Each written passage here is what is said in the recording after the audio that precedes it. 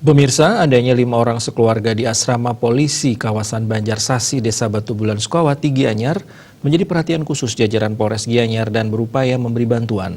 Salah satunya yang positif COVID-19 merupakan pensiunan.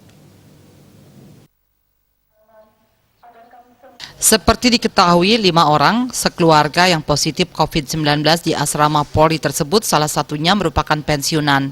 Mereka diketahui merupakan anggota keluarga dari seorang PNS Polda Bali yang telah lebih dulu terkonfirmasi positif COVID-19.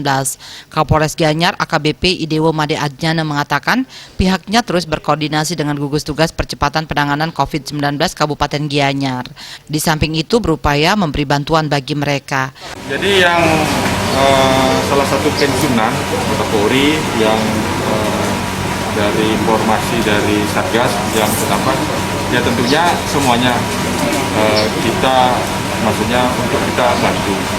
Jadi berkaitan dengan beliaunya itu sudah dikomunikasikan, termasuk juga dari Satgas COVID-19 yang berada di wilayah Sukawati. Raiswantara, Bali TV.